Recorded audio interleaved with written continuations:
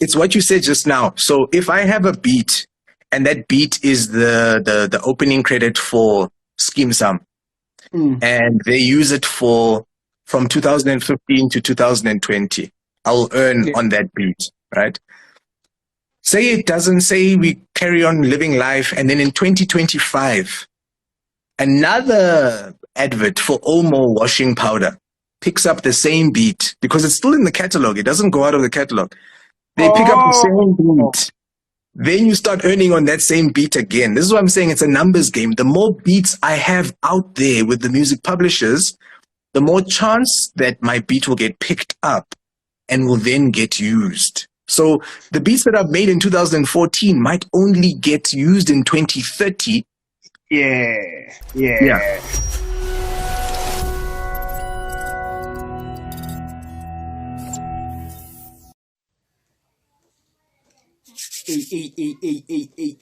Hey, what up, yo? You already know what time it is, baby. Conversation with the Stars time, hosted by yours truly, Uncle Black. It ain't getting no better than this. So, like, yeah, yesterday we had the incredible Samuel Hooker in the building. So, we ain't stepping down today. We got another star coming in. So, like, yo, bro, you ready? Yeah, ready? I don't think you're ready for today. So, today we got a very, very special producer. Like, yo, I've been following the homie for like quite some years because, like, he's producing for one of my favorite rappers in the whole country, bro. Like, P Dot. So, like, yeah, I'm just gonna get Silas beats on, and we're gonna get to know him better and like get to know what kind of person he is, where he been, how he got where he got, and maybe you get inspired. You know what we're talking about? You know what I'm talking about? It's conversation with the stars, baby. No time for play. Let me just try to get Silas on. Yeah, real quick. Yeah. We're looking G'd up today.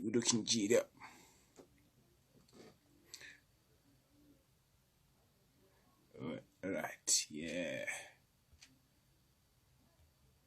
Alright, let me just, yeah, right.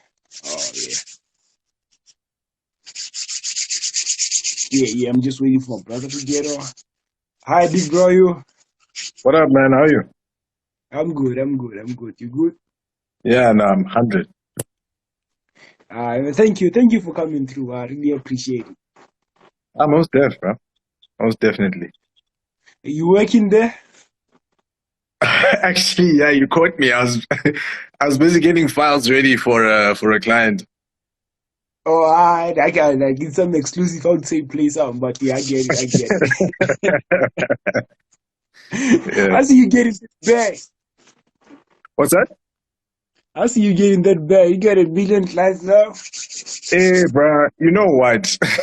I wish I had more, to be honest. Yeah. Really? Yeah. Yeah. Can never have Yeah, enough.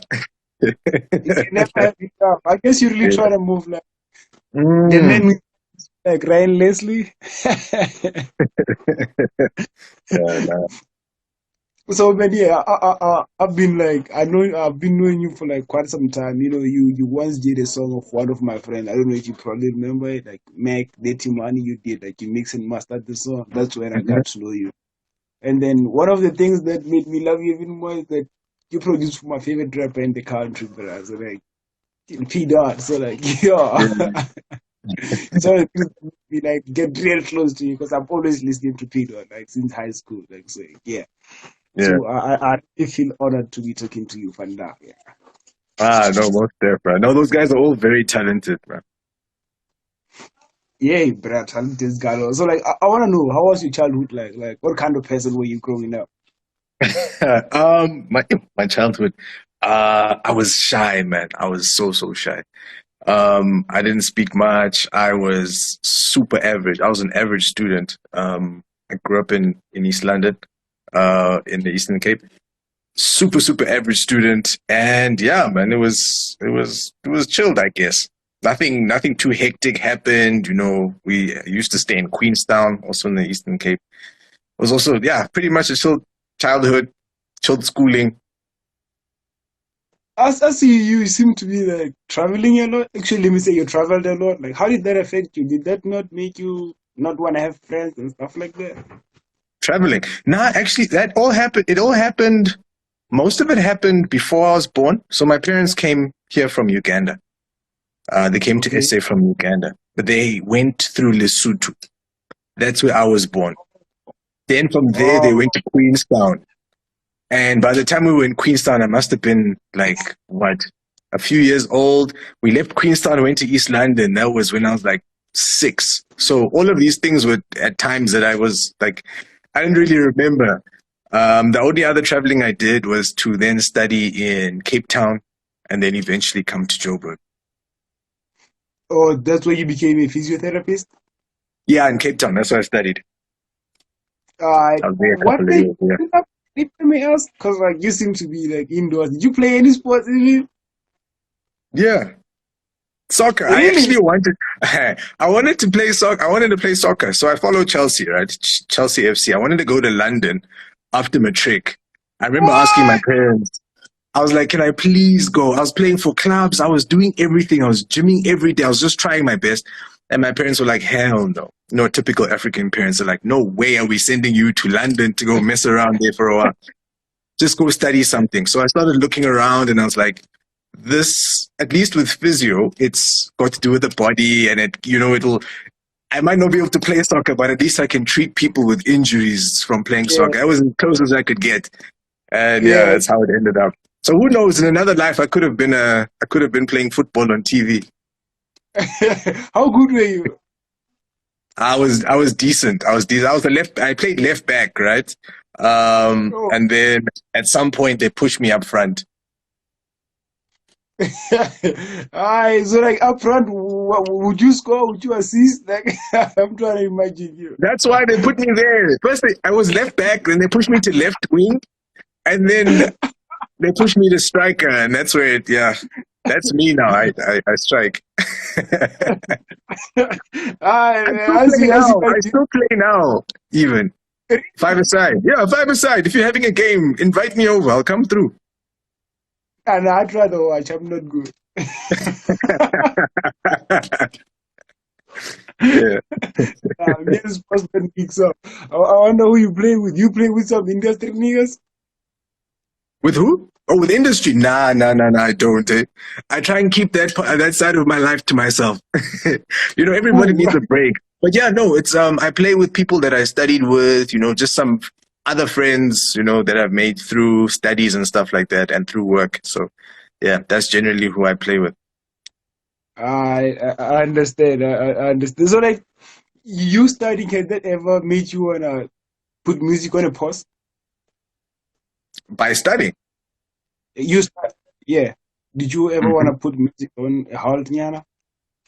No, actually, I can say it was actually a nice escape Oh, because with studying, it was really about getting into a routine and going to lectures and sitting through tests and exams and all of that stuff. Whereas with music, that was always something that it was like therapy. So when I needed to relax, I didn't go out much, go to parties and all of that much when I was at varsity. So I'd spend a lot of time in my room. I just open up my programs. I just start loading up. I didn't know what I was doing. It was just a straight up hobby. And yeah, so at no point have I ever felt like I want to put music on a hold because it's just something that's always just managed to fit in with the rest of my life. so when do you decide that okay, let me take this music serious? Like, let me start charging. When do you do that? I tried charging at varsity, but at varsity people don't have money. I was selling beats. I remember I sold my first beat for 50 rand. Oh yeah, oh yeah. Yeah, cool. I felt good. I felt so good. Um, and then from there, I had a couple of beat sales here and there. So it wasn't so serious until I got to Joburg and I started moving around in certain circles, met up with a couple of people, and I saw people were selling beats for like a K, 2.5, 7,000. I was like, no, I want to be like that. So in 2000 and I think 14, I started getting serious with selling beats. And then by 2015, once I'd set up, a little mic for myself, some speakers and all of that stuff, that's when I really started to get into, taking it seriously, investing money and, doing Facebook ads and trying to bring people in and just publicizing myself.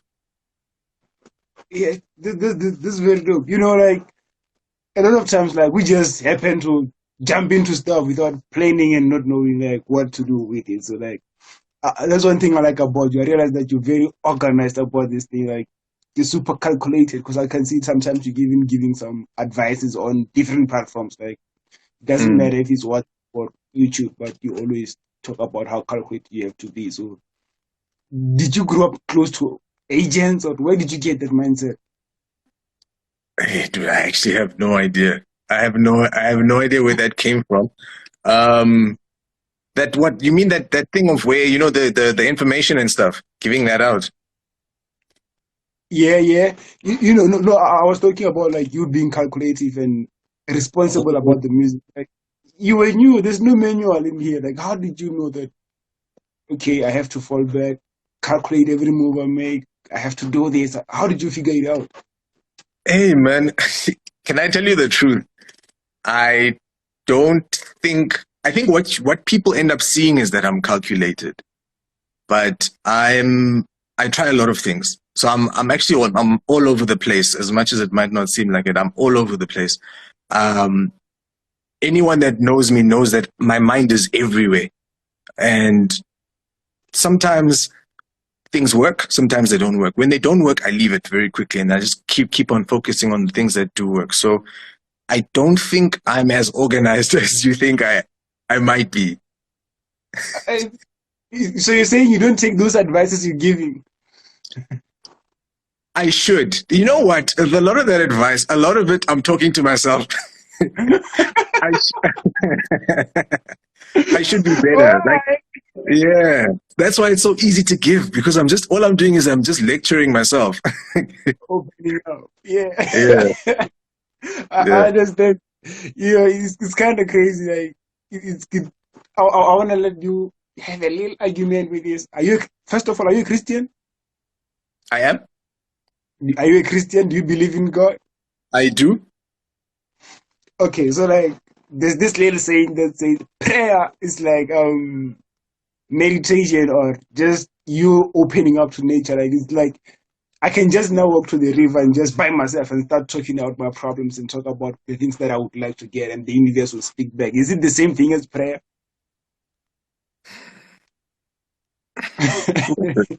That's a tough one.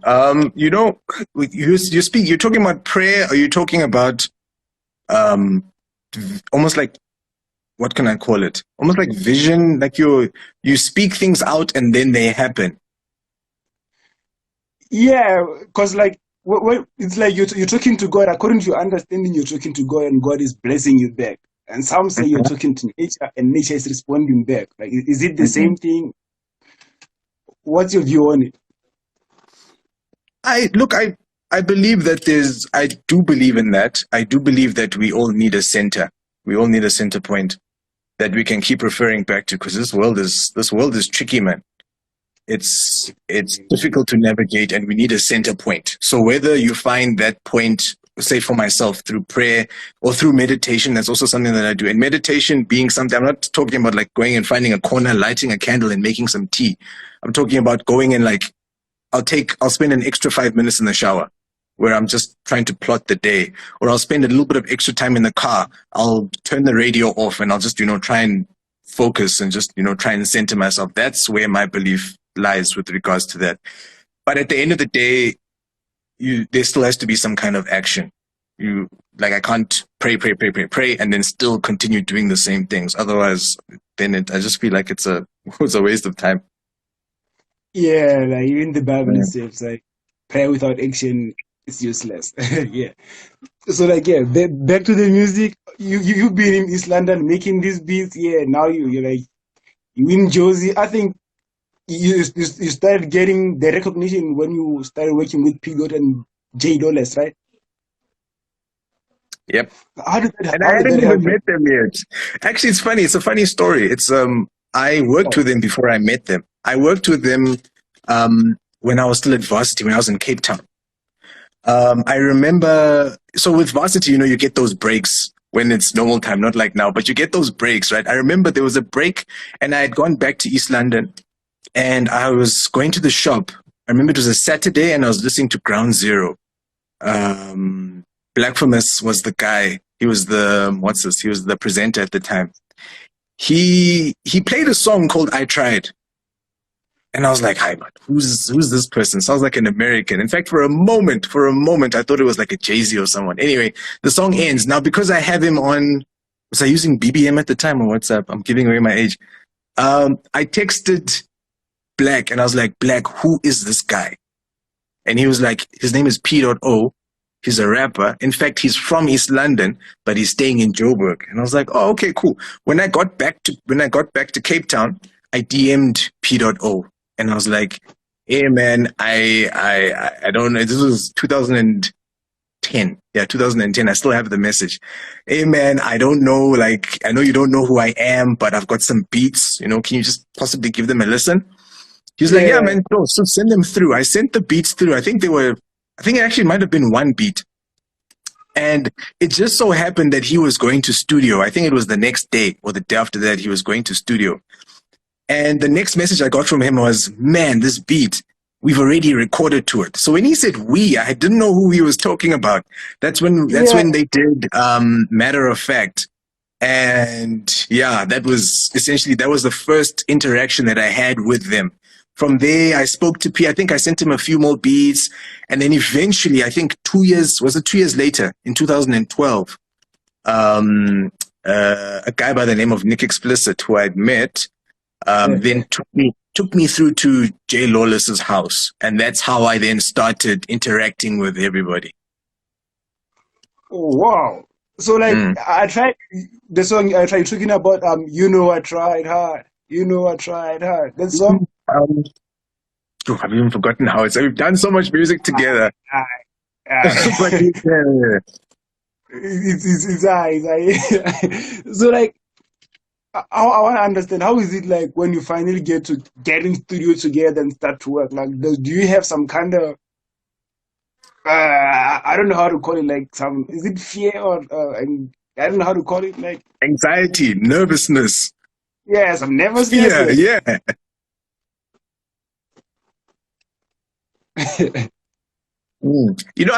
I get that with, I was in studio, I think it was last week, and I was speaking to one of my engineers, and I was like, do you know that to this day, I still get nervous before every single studio session I walk into? I don't know what it is. I get this feeling, it wells up in my chest, and I'm like, yo, I'm not all right. But I think when you get into studio with a person like P or Blacklist, whoever it might be, the thing that I've seen that's different to some of the other sessions is the ease of the session. When everybody believes and when everybody knows that what they're bringing to the party, they're confident in what they're bringing to the party. I know that when I step into a session now, provided I'm working behind my workstation, my computer, my tools, I can deliver anything. In the same Yeah. way, I know that when P walks into the room, whether I need him to rap, sing, go on a slow beat, hard beat, he believes in himself as well. And that makes the session so relaxed that it ends up just being a really fun time. We, going back and forth, we'll crack jokes, we'll talk about soccer in between, we'll talk about just life in general in between. And then you get that, we then develop that brotherly relationship because of that. Yeah, it has to be family. Like, yeah, I like that. So, like, have you ever been at a point where you thought of like maybe having some sort of label together? No, I don't. Okay. So with him specifically, I think our plans possibly just haven't aligned like that. In general, I don't foresee myself ever being in a situation where I am able to offer an artist a good enough contract. I don't believe as though I'm able to, because I see I've had a lot of friends who have been either screwed over by your majors. I've seen their contracts and I'm like, I understand you were screwed over, but I don't know if I would do it differently.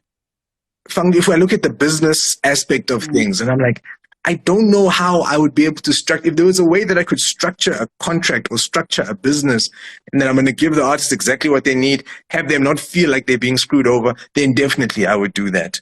But until I figure that out, I can't have a record label. The other problem is being accountable to another artist. I can't do that. I can't have someone blowing me up on the phone saying, "Hey man, where's my next single dropping? When are you going to do the marketing? When are you gonna?" Because I have to do that for myself. So I don't feel as though I'd give them the right amount of attention if I did have a record label. I hear you. Like I would be shocked if you said that because I know you're like super against labels. Always you speak against labels all the time. I'm like, what the fuck is wrong? You Someone must would get say, into a label deal, then you'll see. huh? I'm saying you must get into a label deal and you see. It always starts out okay, and everybody's like, "Oh, okay, this feels good. It feels good." And then after some time, you're like, "Oh, man, what's going on here? This is not what I signed up for." And then from there, usually, I'm not saying that all deals are bad. Before I used to be totally anti record label, but Yeah, now I believe some people benefit. You know, at the very least, you might get the marketing, you might get a little bit of this, you might get a video or three. Sharp. Get what you get. Understand what you're getting out of the situation. But for the most part, the people that I've dealt with, they don't get what they want. you know what? Sometimes I wonder if it's really that they don't get what they want, or they just haven't paid their dues yet. Because the label invests a lot in you. Like you have to pay it Mm. back. The It's impatient. understanding. It's the understanding. They might not understand, and this might be on a basic level. I see I lead beats, a guy that I speak to quite often about contracts, and that on a basic level, people usually don't go through their contracts. Let me say artists. Give them that thick, give them, they, labels know exactly what they're doing when they give them that thick document. They know that they're Yeah, not going to read through that thing. They're more keen on what's my advance, how many videos do I get, which studios am I going to record with, and who am I going to feature on my tracks. That's where their yeah, focus is. And by the time they like, things are not looking so good, then they'll take the contract and then they'll get someone to look over it and then they'll say, "Yo, I know they got you here." At that point, it's too late. You've signed and it's tough. It's difficult. It's tough. yeah, and you have to pay back now. You end up being binded and not being able to leave. Like, yeah, Exactly. such slavery. So I would have Yeah. been shocked if you said like you would own a label because I know you respect the content. So like what ways do you make money as a producer besides selling beats to rappers? Or actually artists, not rappers. Okay, so the primary thing I'll go and actually look, there was a list I looked through earlier. Primary thing is royalties. I think over the past 4 years, my top earner has been through royalties. Those royalties are earned either through things like radio play, syncing. So if my music gets synced to, say, TV or a radio advert, or it's being used in something, then I get paid through that, and that's been a big one. Um, Recording is a big one also because through recording, people get to physically walk into my space, meaning I get to then sell them beats, I get to do mixing, I get to do mastering with them. Another way is through consultations. So I'll jump on a call with someone and we'll just start talking about, you know, the industry and what they want their role or their footprint in the industry to be. Another one is beat tutoring. So if there are any aspiring beat makers that want the basics taught to them, you know, structure, sound selection, mixing, mastering, those elements, then I jump in and I can do some of that. Off the top of my head, what else? I think that's pretty much it. Here and there, there'll be a speaking gig or like a small thing, a small arrangement that I'll have with someone for whatever reason, a feature or whatever it might be. But those are very, very rare. I understand that, but you seem like I said, you seem to have your shit together. Like you're so organized and knowledgeable about this whole Now, thing. it's not Now, like if I could show you just I keep a notebook with me and I write everything down, which I guess doesn't really help my case, but I write everything down and it's a mess. It's an absolute mess. The thought process is just, I'm all over the place all the time. It's hard to believe. Yeah, I respect that mindset, but like, on top of that, you're doing some other stuff in some corporate world. You're doing some work with SABC, ETV, Rhythm City. What are you doing there, and how did you get to that? Ooh, Let's one by one. Let's take it from SABC. What are you doing? Like, yeah. what was the agreement about? What was the whole contract? Okay, so at the moment, I'm working with a few publishers, a few music publishers in South Africa, actually in the world. But how do I say this? So it started in 2013. I won't take you through the entire thing, but effectively, my thought was when I was watching TV, I heard music playing in the background. I'm like, where do those people get that music from? So I Yeah, started yeah. digging around. I asked a couple people. I made a couple of phone calls. That took me through to Norm, which is now Capasso, where I had a meeting with a guy by the name of Vivian, I think. I don't even know if he still works there. Then from there, he showed us how it works, how that whole side of there's this complete other world on the other side that exists outside of just trying to get your music onto radio. And yeah, that's how the shows, your rhythm cities and your, your scandals and that type of stuff, as well as the stuff that's abroad. Like, there was an advert, not an advert. It was, an opening sequence for a CNN show called Inside Africa. All that's where all of that stuff came from. It was from the music publishing side of things. If there are any producers, I definitely do believe that in addition to them producing for artists, that good long term money would come from them doing library music and music publishing. Okay, so but I want to understand, like, cause the way you speak, you understand, but I'm having glimpses. I'm like, okay, he's saying this, he's saying like, I want to understand. Yeah. What do you Rhythm City? What is it that you do? Like, are you making the theme song? Are you playing the music? What are you doing? Okay, so how the process would work is I make a beat, right? And I'd send that beat through to my music publisher, or I'd send a set of beats through to the music publisher. The music publisher's job is to take the music and shop it out, get people to hear it. They'll go and sit in meetings. They will make phone calls. They've got contacts at certain, um, with other people who need the music. Then Okay. from there, they will then place it as they see fit. So if it's, say it's super Oh, sport and they need some really, really upbeat, energized, because there's someone who's going to be passing the rugby ball, another person is going to be scoring a goal, and they need that upbeat music. They'll ask for a specific type of music. Then the music oh, publisher, who has beats from a lot of music producers, can then go and pick through their catalog and say, that track there sounds nice. Let's take those three as well. Let's take these seven, group them together, and then send them to that person that needs music for Supersport. Then from there, they'll choose to say, we'll use this track and this track and this track. Then there'll be a usage fee. Say it's, I don't know, they're going to use it for a 10-second clip in an advert. And then from there, um, it gets used. And then from there, you'll then get paid your royalties at a later stage. I hope that makes sense. yeah, it does. It makes a whole lot of sense. Like you put it down in the perfect way. Yeah. Is the bag like big enough? Is the bag big enough? Yeah. It's, can I say here it's a numbers game.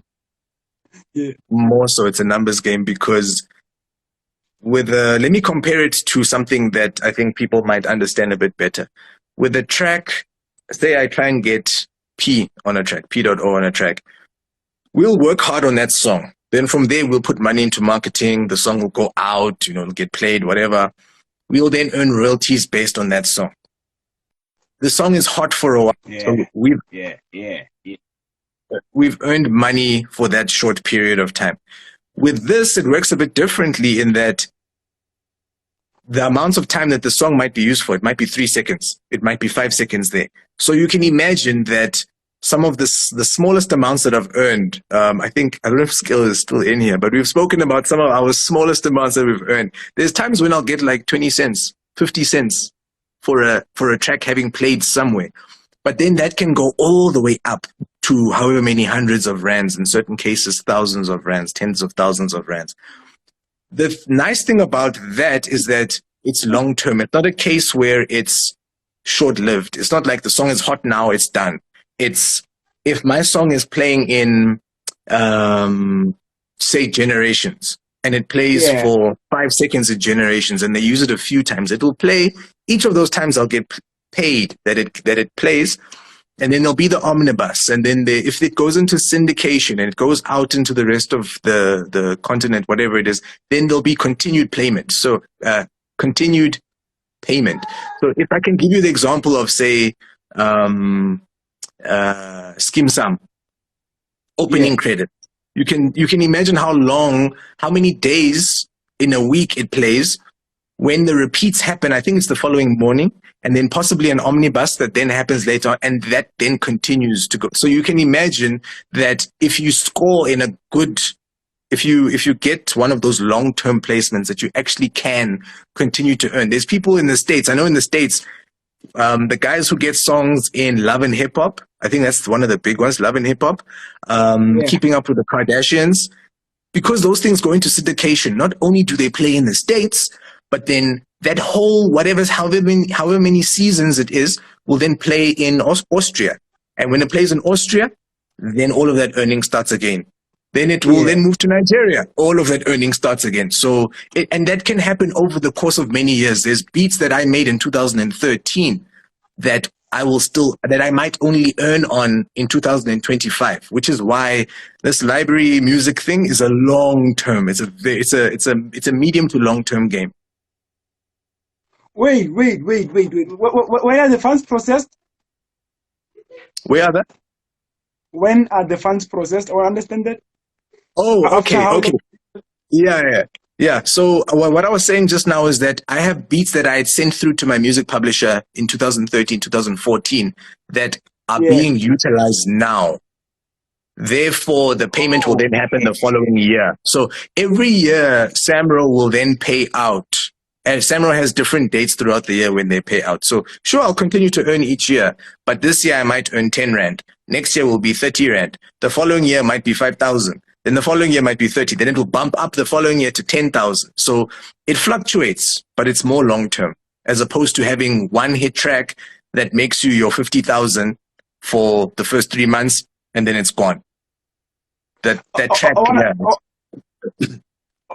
Okay, I wanna understand why is it like fluctuating? Is it because of different currencies and stuff like? Because it's now No, playing no, in no. different. I wanna understand that. Yeah, Like, yes, it's what you said just now. So if I have a beat, and that beat is the opening credit for Scheme Sum, mm, and they use it for from 2015 to 2020, I'll earn yeah. on that beat, right? Say it doesn't, say we carry on living life, and then in 2025, another advert for Omo washing powder picks up the same beat because it's still in the catalog. It doesn't go out of the catalog. They pick up the same Oh, beat. Then you start earning on that same beat again. This is what I'm saying. It's a numbers game. The more beats I have out there with the music publishers, the more chance that my beat will get picked up and will then get used. So the beats that I've made in 2014 might only get used in 2030. yeah, Yeah, yeah. yeah. I get you. I thought like you can only use it once, but is it possible for the? It's not possible. It's only sort of like a lease. You can use it for maybe a certain time, and that's it. Yeah, How? so say with it, I guess it all depends because that for me is where the music publisher comes in. I don't get involved with that side of Oh, things. all Yeah. right, They'll then all handle right. the paperwork where they'll get a usage license to say that they're going to be using it in 3 African countries. They'll be using 30 seconds of it for a campaign that's going to last for 3 months. Yeah. And at the end of that period, then they'll no longer be using that. But there've been times, there's a beat I had being used for, is it Markham? And that same beat was used for an outdoor company called Africanyon. And it was roundabout in the same period of time that happened. So I don't think it's exclusive. I don't think that a lot of these deals are exclusive, that only one company can use it and never again, unless it's for if I can think like if it's a big track and it's being used for a show specifically. So if I got the opening credits for Empire, I'm sure Yeah, they wouldn't want that track being used in love and hip hop and all yeah. over the place. I think in that way they might buy it out, or they might give a substantial amount of money to compensate for that. I understand that. It's very understandable. Yo, this money out here, like, yo. Right, right. So like, have you ever had to work like for a film, maybe not submit your music for the film, but have to design music for film? Sound Oh, actually. I haven't. I haven't. I wish that's one of my goals. I've got two goals: is to get a film as well as a game. Game. A game. Imagine Wow. the option I can't screen even. opens, or you're selecting your character, and your music starts playing. Yeah. So Yeah. yeah, yeah. So Okay. hopefully So one of these days. yeah, yeah, yeah. In time, just keep on investing. Yeah, exactly. I see you big believer of investing in yourself. Like how evident has that been to be useful? Sorry, can you repeat that? I see you've been a big believer of like investing in yourself. Like when you're looking Mhm. at it, what are the evidence that you've seen that it is useful? Mm, evidence from investing in myself. Yeah, I guess I guess it's more so in the long term. The benefit is in the long term, I think. I don't I think the reason why people don't invest and sometimes why we get lazy is sometimes it takes a long time to see the results. But it's when yeah, you start to see those results that you're like, yeah, no. So evidence that I've seen would be like this music publishing thing. In just sitting there and knowing that, look, I submit my music, I'll submit maybe three, four, five albums to a music publisher and not see a cent for a few years and then eventually see something. The moment I saw that happen, I was like, yeah, okay, so this it's possible. And yeah. yeah, from there, yeah, it's the same as going to gym, man. You go to gym, you lift weights for 2 weeks, you feel sore, but nothing's changed. And this is why we always stop what we're doing. So yeah, Tell me, man, who's been your favorite artist to work with? Like, cause me, I would love Toya Delays. For me, it would be Toya Delays. I would say like, yo, that was incredible. So for you, like, obviously as the experience and stuff, who has been like your favorite artist and to why? work to work with.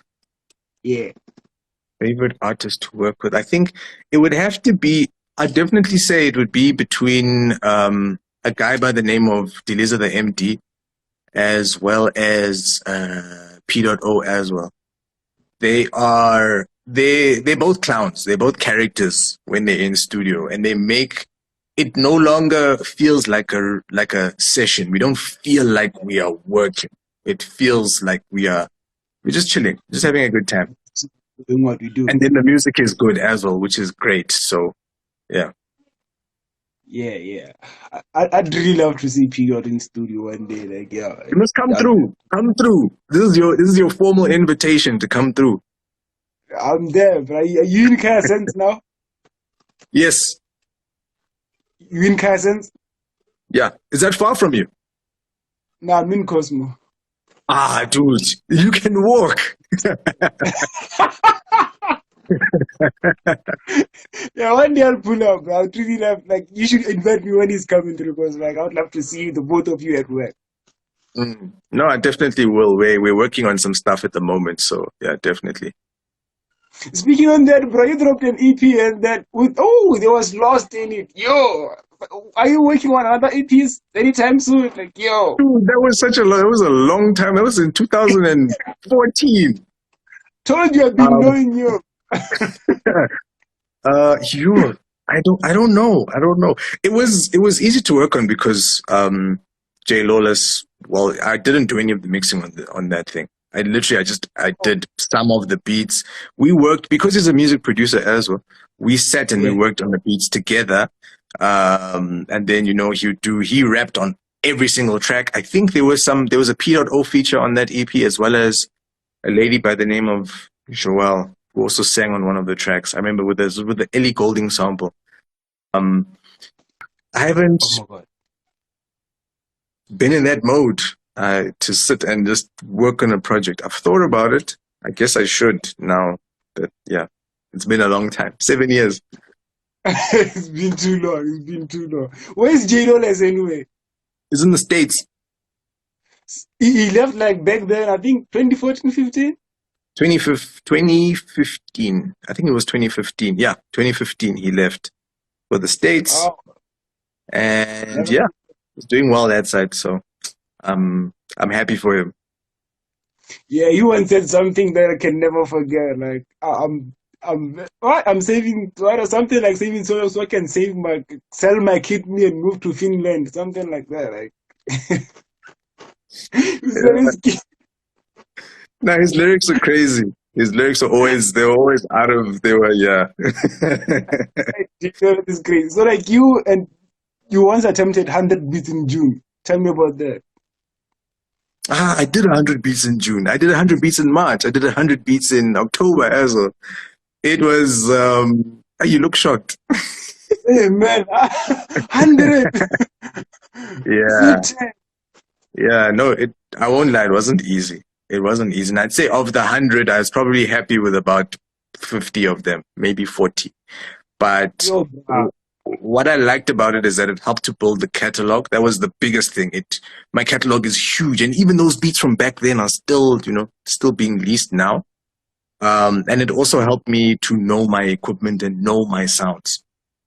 Waking up in the morning and knowing that I had to make 4 beats that day, minimum. Was it 4 beats? It was like a weird number, like 3.2 to get it perfectly on 100. oh It was fun. wow. Like, It was hey, fun. bro, you working, yeah. You working, bro. Yo, let me show you something. Speaking of P, I got something next to me, bro. Yeah, merch. You see? There it is. There it is. Like, yeah, I just didn't get the Silas beats yet, but yeah, I've been here. So, like, man, uh, why did you choose Cassens? Like, you could have been in the middle of Josie with a million artists around you. Why did you choose Cassens? Hell no. Hell no. The thing being in the middle of when before I was in Kaya Sands, I was deep in fourways. And I panicked because I was like, yo, this is far. People are not going to be able to make it here. So Oh, by the time I moved to Kaya Sands, I had realized, man, if people want a certain sound, they will go find it. yeah. There were people that were like traveling from PTA, people traveling from. I had one person travel from Cape Town. And Mm. I know that these studios that are just gang studios. And then other thing, the big thing that I had to mention was safety. It's a big thing. I looked at some office spaces in CBD, and yeah, I wasn't okay to just leave my equipment there. Then the other thing was um uh this was more had more to do with the structure. I don't want to be in an office space where we've got that, the cardboard, almost like cardboard walls, that drywall where it's Oh, almost hollow. yeah. Yeah. I wanted solid walls, and that place, if you come through, you'll see that that's exactly what we get there. It's a public business space, but we have solid walls. Therefore, the sound doesn't irritate the neighbors. Yeah, it's very important because you might just get kicked out. I just had someone almost being kicked out today for making loud noise, like some producer around. So it was kind of crazy. So like, I Yeah. understand what you're talking about. Yeah. So I want to know, like, once upon a time you mentioned your top five rappers and you put Nasty C on top, and evidently he's be on top. Like, I don't know how you got that one right. Do you still have the same list, or did it change? You know what? Can I tell you? And the guy who interviewed me, the guy who interviewed me is the pinned your pinned comment in the moment. Quantity breeds quality. Buhle. He was Oh, running. Yeah, Hip Hop Galaxy. That's his thing. I'm calling him out now. shit. He put me on the spot, and he was like, he put me on the spot, and he asked me that question. I didn't have an answer. To be honest, I didn't have an answer, and I I waffled. At this point now, I don't have a top five at the moment. And back then I was forced to give an answer. Now I can't give you an answer. I won't give you an answer. I'll end my grades. One day I'll deserve to get the top five. Like, to be honest, I wouldn't have thought of Pidon. One number you didn't mention the number. I was thinking about someone super hardcore, maybe like youngster or someone super lyrical. And when you came up with Nesty, I was okay, why? And when you explained it, I was like, oh, wow. That's one thing I like about producers. They have a different ear from people like me. Like I grew up rapping, so like yeah, I have a mindset of like bars, flows. Like you're thinking about the music. Like how will people relate? How did the delivery come? Like so like that's one Yeah. thing I respect producers. Yeah, I love that. So looking at the state of hip hop right now, would you say it's in safe hands or is it being messed up? Um, at the moment, the state of hip hop, save hands. Look, it's at this point we can't really tell whose hands it's in, if I'm being honest, because we don't have the litmus test of, we don't have that thing, the test of gigs and shows, and those are the true tests of, and I guess maybe it's an old test. Maybe this is us for the future, but I see people in other parts of the world are opening up. Maybe eventually, once the dust settles and we're no longer just trying to survive, maybe the real, the people who are running the things, the people who, the hands who it's supposed to be safe in, will come to the fore. But at the moment, it's too difficult to tell. It's not in good hands at the moment, but it's because I don't think we can really tell whose hands it's in, if that makes sense. Like let's face it. Right now, people who are like really running the game is like I'm gonna put it to you how I see the Yes. commercial side, the likes of the Nasty, the Blakey, and then we have like this big Kosa coming in, like, and then we have the big Zulus, and then we have this lyrical side where like Pilot is like literally standing alone there, like not even competing with anybody. And then we have like some reasons which I wish Reason could like give us more, but yeah, Give us I more respect what? it. Reason like was kind of like standing up for hip hop. I don't know if you get my point. Like now he's being more musical. At some point he was standing out for hip hop, being a pioneer, a leader. So I wish he could do more of that. Not saying he Is should he forget making about hip hop? and kill hip hop. Is he making hip hop? I don't know. So I'm saying he used to make a whole lot of hip hop standing up for the Mm, culture. So yeah, I would like for I him to get you. continue with that. It's like I the get likes of my you. come back and just hold it back, like But yeah, they're growing up, I I guess. I get you. I don't agree with your list at all. But I understand. Why don't you agree with my list?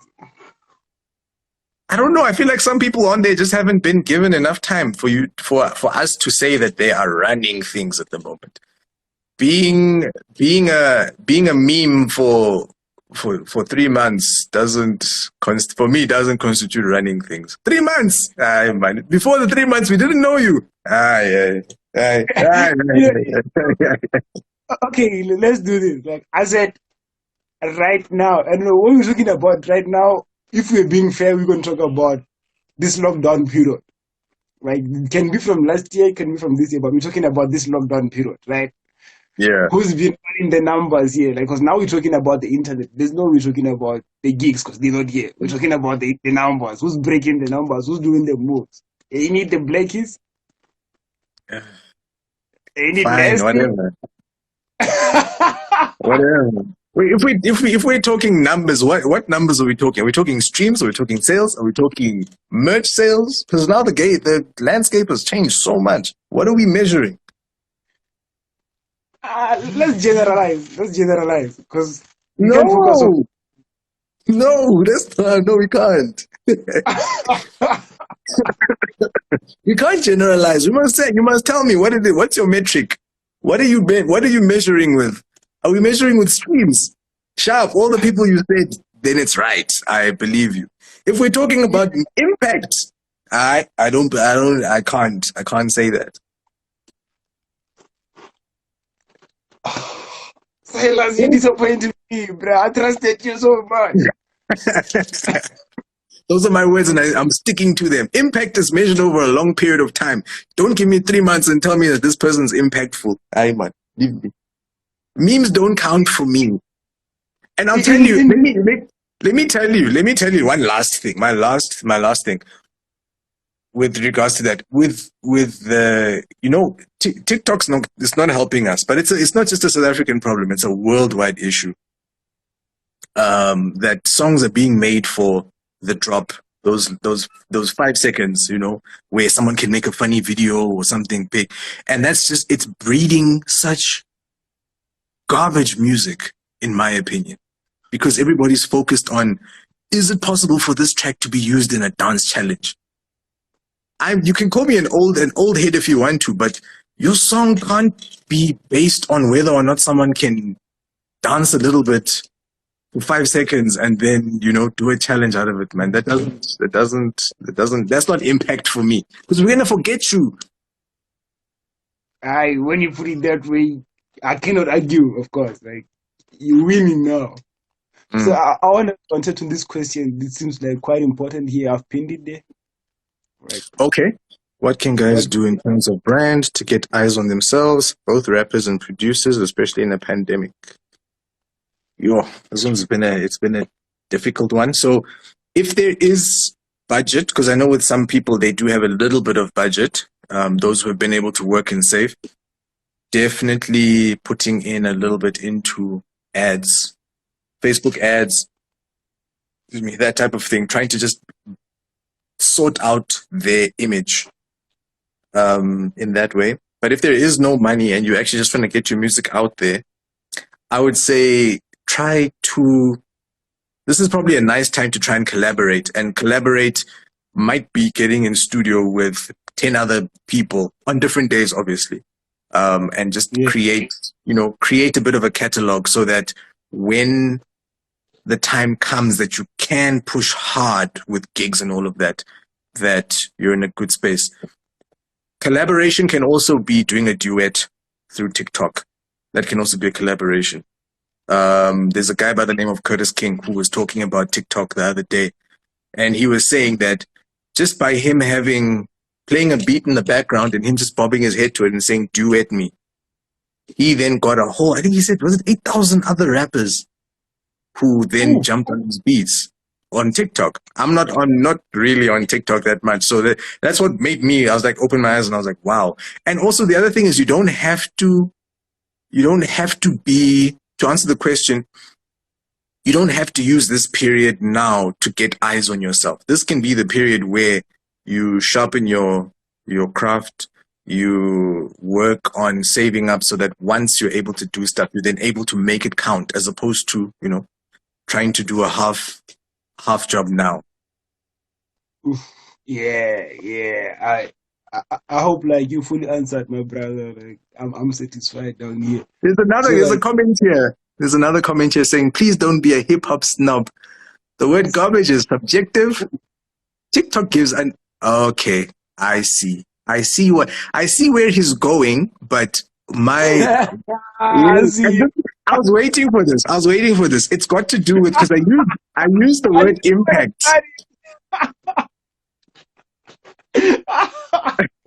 I use the word impact, and impact I define to be something that it's impactful over a long period of time. Maybe I must state what I mean when I say long period of time. I mean to a place where your track is, I don't like using the word classic because that's also very vague. Where your track is timeless is also a very vague concept. But to a place where, man, we remember you. Like when you make music, you don't make music so that they can dance to you. Some people do, I guess. They want their 15 minutes of fame and they get it. Yeah. If that's what they want, that's what they get. But for me, my metric, the thing of long-term longevity, just being a constant, I am not going to remember. There's a song. To this day, I have not taken the time out to go and find the name of. I know you know it. What you know about golden din din din din din. You know that song? It's a song. It always plays on TikTok before every. Oh, oh. It plays all the time. But for the life of me, I don't know who it is. I can't tell you who sings it. I don't know who made the beat. I don't care. And the song's gonna fade and it's gonna be gone. So yeah. But he's yeah. Silas. Ah. Yeah, I guess, yeah, but who knows? Some people might care to check what's going on. Not, Then not everyone. they must enjoy themselves. Yo. Everybody to each their own. To each their own. Let them enjoy. I'll enjoy as well. I'll try to. Oh my god.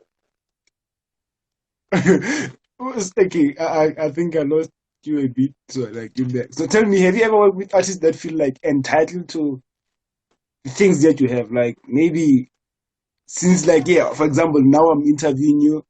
I feel like you're entitled to bringing me to the studio with P. I feel like you're entitled, like I'm entitled to that. Like now you are obliged to give me that. Like, do you ever work with such artists? Or maybe they feel like, Silas, I've worked with you 5 times. Now the beat has to be like half price. Do you meet those people? Oh yeah. Yeah. But How they do that before we even work the first time. They already like that. how do you People deal are with that? Like, oh dude. I'm I guess I'm tired now. I used to try and like finesse and work around it and explain, you know what, I put my heart and soul into this beat and I need to get paid as well and this is my price, my blood, sweat and tears. uh, Now I can't do that too much. Now it's just like, look, this is the price. what? Not everybody is going to be my client, unfortunately. You go into a shop, Ooh, sometimes you go into the shop, you don't want to buy. You can't buy. You just walk out. They're not your client. yeah, yeah, I like that. Some people just want to sell everything. So, like, yeah, I feel you, bro. So, personally, now, what are you currently working on? Hey, bro, I'm just trying to keep the studio afloat at this point. It just opened up. This is the first month of things running. I'm just trying to make sure. Yeah, July was our first month. There's even a young July special for those people who don't want to pay full price. Yeah, so that's it now. Just making sure that this thing runs, like it goes. And the difference between this and what I was doing before is before I was running every single session. And now there's a team, there's a small team going of engineers and other people that have outsourced just to help with everything. So just getting into a place where everything is just running well. Give it a couple of months. Hopefully that'll be the case. So in terms of project wise at the moment, I'm just working on whatever comes into studio. I like that. So, like, it means you're just about to be more and more expensive now. No, no, that's not what it means.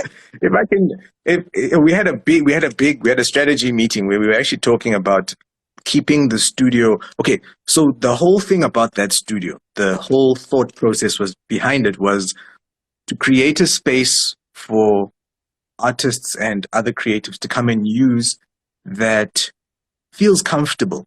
It feels like a bedroom studio, the comfort of a bedroom studio or a home studio, but then get the same quality that you'd get in a big, Yeah. expensive studio. So that was the idea behind it. And as part of that, I'm not going to be like some of these studios where they're charging you, is it 1,200 for an hour of recording? And it doesn't make sense. No one's going to come through those doors. Hey, sometimes I wonder how it operates. Like, do people really go and pay so much money? Like, well, you can Mm, just get a professional. I'm not saying go to someone cheap. Like, you can get a professional for better fees. You really have to pay so much money? mm. Damn. They've got their clients. Clearly, if their doors are still open, like I was saying with that whole thing of people wanting a cheaper price, maybe it's just not for us then. It's the same reason some people they go and they buy Gucci. I'm not the client for Gucci. You see what I'm saying? But someone wants I it. get you. So are you saying like I want to like speaking on that? Are you ever gonna get to a point where you think you're gonna overspend on some unnecessary things, or are you just gonna keep it to yourself like this? I don't know. I don't know. I don't. I hope not. I hope not. I really, really hope not. Hey, all right, man, big bro. Like, I wanna thank you for coming through to the show. I really appreciate you having it, like spending your time with us and telling us about yourself and where you've been. No, I appreciate having being here, man. Thanks for calling me on. Before you leave, tell me what's the weirdest thing you've ever experienced in studio? Weirdest thing. Whew. So the weirdest thing is not. I don't want to mention it here. It's not legal. The weirdest thing that happened in studio. Phew. I've got so many of them, but I don't want to make not for here. We'll have a conversation offline, off air. um, but one of the weirdest things I would say was I had a client who came in, and the first thing they did to get comfortable was they took off their shoes, they put them in the corner, and they started walking around. They're just like, I just want to feel comfortable. They sat on the carpet. They just wanted to, you know, feel comfortable in that space. Ooh. But yeah, I guess it is what it is. We work in different, Yep. but like, yeah. Thinking about it, like there are some tradition. I don't know if I should say traditional or spiritual people who don't really do good with having shoes on. So like, yeah, I might understand. Let's Yeah, and get through this. I didn't tell them to put their shoes back on. I was like, okay, you do you. A lot of people do weird things in the studio. They do weird things, and like, who am I to tell you um how to get into your zone? Just as long as it doesn't affect me, it doesn't damage Yeah, the equipment, and it makes the session better. That's all I ask. yo, Uh, being with people is something else, bro. Like, yeah. So like, yeah, let's get down to this. These questions down here before we can leave. okay. This man is fighting here. He's saying it's funny how someone can say like they can't afford 1,000 B and spend 5K in the club.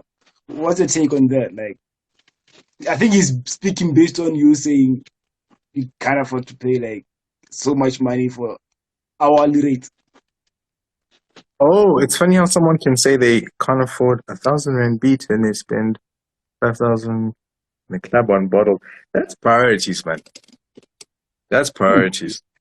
That's all it is. There is not, and I can't tell you what to do with your money. You worked hard, whether you stole that money, whether that money was earned through a job, whether it was given to you. You do what you need to do. If you want the shoes, get the shoes. If you want studio time, get studio time. You know, like one of the artists I've interviewed said like people have money for what they want to have money for. Like, if for someone wanna be the best dresser, they'll have clothes for that. If they want to drink, they'll have money for that. So like, yeah, I Exactly. get it. Yeah. Yeah. So like, here's a little question: have you ever had a bad artist come through? Like, I would like to experience this one. Yeah. No. Yeah. I'll say music's not for everybody.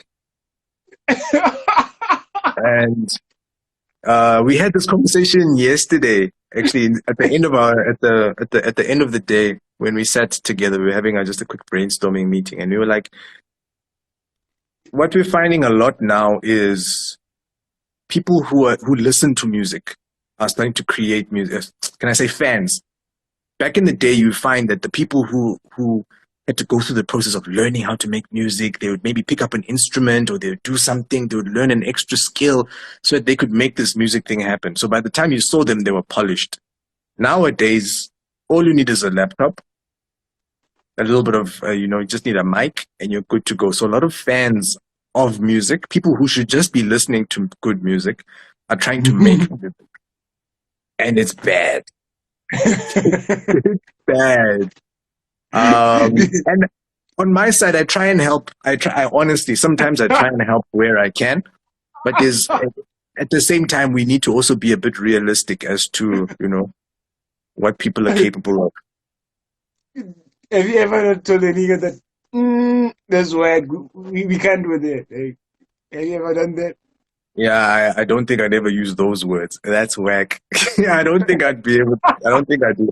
I would let them. Well, what I'm trying to do now more is let people know where their limitations are. So Ooh, if someone is like, they come in and they sing, they want me to apply auto tune, and they're like, look, I want to sound like Travis Scott. Then I'll be like, okay, let's just do some expectation management. Travis Scott is probably not something that we're going to be able to achieve, but this is what we can move towards, and then we move that way. So it's kind of like a nice letdown, because I also want you want to preserve the confidence that they do have, because people can yeah. improve. People can still improve. There's people who apparently, So, who was it? Someone was saying when they first heard MT. I don't know if the story is true, but yeah, when they first heard him in high school, they were like, "Ah, man, this guy here, this guy's nonsense." But yeah. many years later, he had actually developed. He just changed his sound. He changed the idea. He changed a couple of things, and boom! I don't want to be the guy who has to eat my words in 5 years' time because I told you that your song was whack. So yeah, that's Ooh, why I try and make it as constructive criticism as I can. yeah, I like that. So like, homie can still come back and make a better hit. Mm. Alright, man. I'm just going to lose you. Like, oh, should you take this last question? Do you listen to music more than you produce? Also, producer, do you listen to music more than you produce? Or I'm guessing, or is it the other way around? Yeah. Do I listen to music more than I produce? No, actually, I don't listen to much music. I've got my favorite songs, but I'm not like heavy on the radio or heavy on um Spotify or whatever it is. Give me five of your go to five, like your Go go to to five songs, what? your go to songs, like five of them. Five of my go-to songs. Yeah. Sure. I'd say anything off of. It depends what for. Like just to listen to. Yeah, like when you feel like you just wanna be away from the world and just enjoy yourself as a person. I listen to anything by a lot of Timberland, a lot of just well produced stuff, man. What else is really well produced? I listen to John Bellion from time to time. I listen to Dre. Dre's last project. I know it was some time ago, Compton, but Oh yeah. I just really, really, really well mixed. So when I'm feeling a bit, when I'm feeling a little bit good about my music, I'll go and listen to his mixes, and it'll put me in my place very, very quickly. But when I'm trying to get away, it's usually just really relaxed stuff. But to be honest, when I'm in the car, it's usually like podcasts and audiobooks and sometimes just silence. Ooh, okay. Yeah. I wouldn't have thought that.